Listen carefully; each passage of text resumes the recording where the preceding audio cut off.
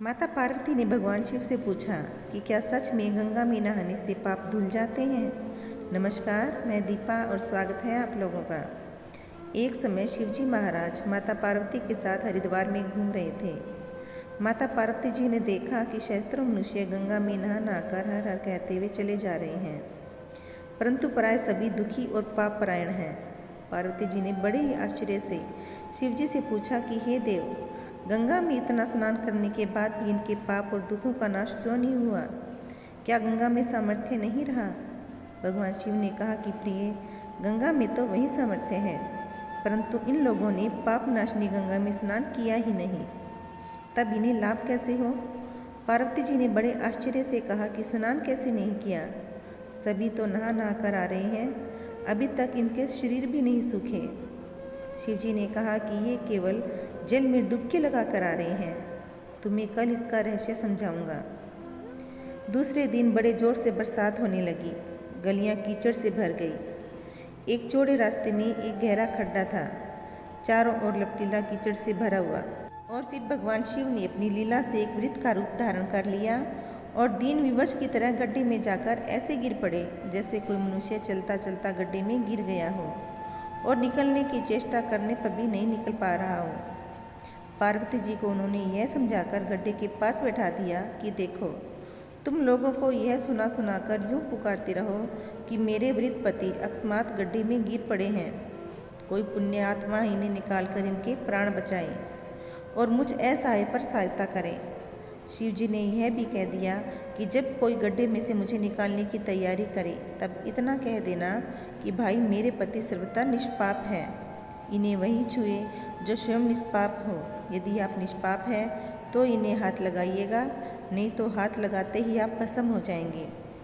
अब पार्वती जी ने तथास्तु कहा और गड्ढे के किनारे बैठ गई और आने जाने वालों को सुना सुनाकर भगवान शिव की सिखाई बात कहने लगी। गंगा में नहाकर लोगों के दल आ रहे थे। सुंदर युवती को यूं बैठी देखकर कईयों के मन में पाप आया, कई लोग लज्जा से डरे तो कईयों को धर्म का भय भी हुआ, कई कानून से भी डरे। कुछ लोगों ने तो पार्वती को यह भी सुना दिया कि मरने दो बुड्ढे को, क्यों उसके लिए रोती हो। आगे कुछ और दयालु चरित्र पुरुष आए, उन्होंने करुणावश हो युवती के पति को निकालना चाहा, परंतु पार्वती के वचन सुनकर वे भी रुक गए। उन्होंने सोचा कि हम गंगा में नहाकर आए हैं तो क्या हुआ, पापी तो हैं ही, कहीं हम लोग हाथ लगाते ही जल न जाएं। बुड्ढे को निकालने जाकर इस स्त्री के कथानुसार हम स्वयं भी भस्म हो जाएंगे। किसी का भी साहस नहीं हुआ। सैकड़ों आए, सैकड़ों ने पूछा और चले गए। संध्या हो चली थी। शिव ने कहा, पार्वती देखो, आया कोई गंगा में नहाने वाला।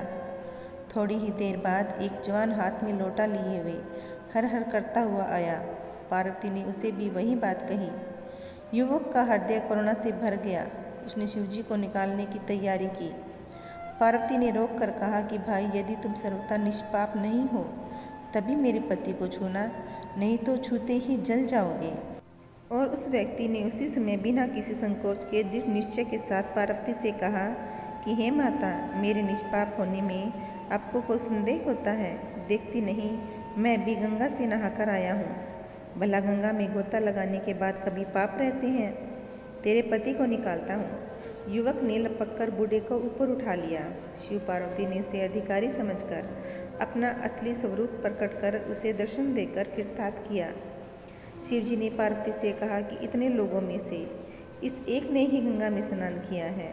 इसी प्रकार जो लोग बिना श्रद्धा और विश्वास के केवल दम के लिए गंगा स्नान करते हैं, उन्हें वास्तविक फल नहीं मिलता, परंतु इसका यह मतलब नहीं कि गंगा स्नान व्यर्थ जाता है।